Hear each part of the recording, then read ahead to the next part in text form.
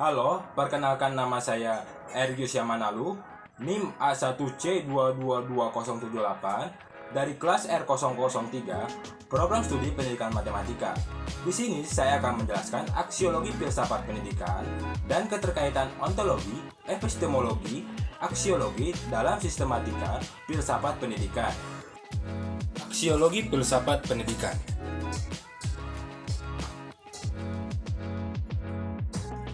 Apakah kegunaan ilmu itu bagi kita?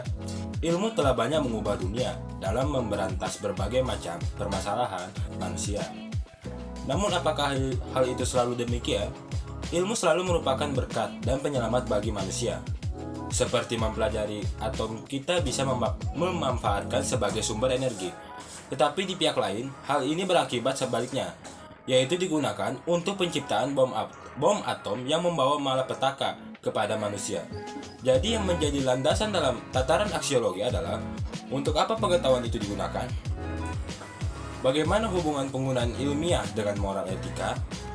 Bagaimana penentuan objek yang diteliti secara moral? Bagaimana kaitan prosedur ilmiah dan metode ilmiah dengan kaidah moral? Berkaitan dengan etika, moral, dan estetika, maka ilmu itu dapat dibagi menjadi dua kelompok. 1. Ilmu bebas. Nilai ilmu bebas. Nilai berbicara tentang ilmu akan membicarakan pula tentang etika, karena sesungguhnya etika erat hubungannya dengan ilmu. Bebas nilai atau tidaknya ilmu merupakan masalah rumit. Pada kurun waktu itu, para ilmuwan berjuang untuk menegakkan ilmu yang berdasarkan penafsiran alam dengan semboyan ilmu yang bebas nilai. Dengan tahap perkembangan ilmu ini berada pada ambang kemajuan, karena pikiran manusia tak tertundukkan. Pada akhirnya ilmu menjadi suatu kekuatan, sehingga terjadilah dehumanisasi terhadap seluruh tatanan hidup manusia. Menghadapi fakta seperti ini, ilmu pada hakikatnya mempelajari alam dengan mempertanyakan yang bersifat seharusnya. Untuk apa sebenarnya ilmu itu dipergunakan? Di mana batas wewenang penjelajahan keilmuan dan ke arah mana perkembangan keilmuan ini diarahkan? Masalah moral dalam menghadapi ekses ilmu dan teknologi yang bersifat destruktif, para ilmuwan terbagi dalam dua pendapat. Golongan pertama menginginkan ilmu netral dari nilai-nilai baik secara ontologis, epistemologis, maupun aksiologis. Golongan kedua berpendapat bahwa netralitas ilmu hanya terbatas pada metafisik keilmuan, namun dalam penggunaannya harus berlandaskan pada moral.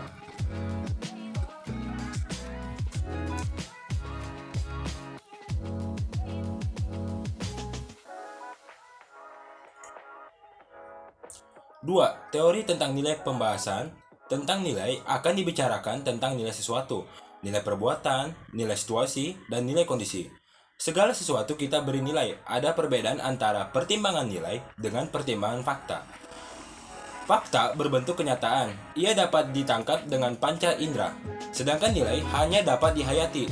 Walaupun para filsuf berbeda pandangan tentang definisi nilai, namun pada umumnya menganggap bahwa nilai adalah pertimbangan tentang penghargaan. Fakta itu sebenarnya netral, tetapi manusialah yang memberikan nilai kedalamannya, sehingga yang mengandung nilai.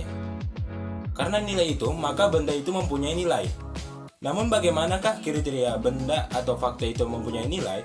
Teori tentang nilai dapat dibagi menjadi dua, yaitu nilai etika dan nilai estetika. Etika termasuk cabang filsafat yang membicarakan perbuatan manusia dan memandangnya dari sudut baik dan buruk. Adapun estetika merupakan nilai-nilai yang berhubungan dengan kreasi seni dan pengalaman-pengalaman yang berhubungan dengan seni atau kesenian. Kadang estetika diartikan sebagai filsafat seni dan kadang-kadang prinsip yang berhubungan dengan estetika dinyatakan dengan keindahan. Syarat estetika terbatas pada lingkungannya. Di samping juga terikat dengan ukuran etika.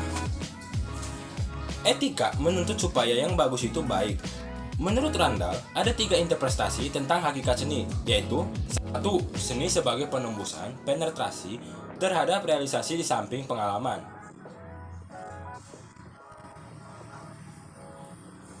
2. Seni sebagai alat untuk kesenangan. Seni tidak hubungan dengan pengetahuan tentang alam dan memprediksinya, tetapi manipulasi alam untuk kepentingan kesenangan.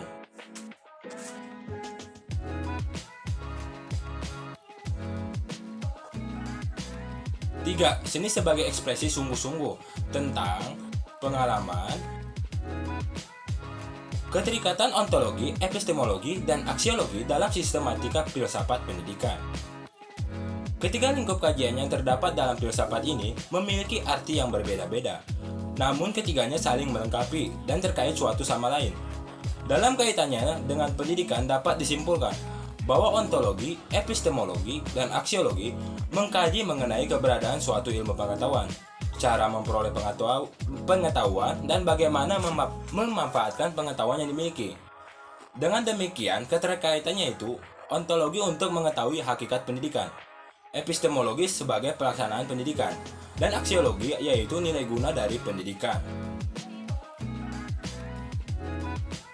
Sekian dari penjelasan saya. Apabila ada salah kata mohon dimaafkan. Sekian, terima kasih.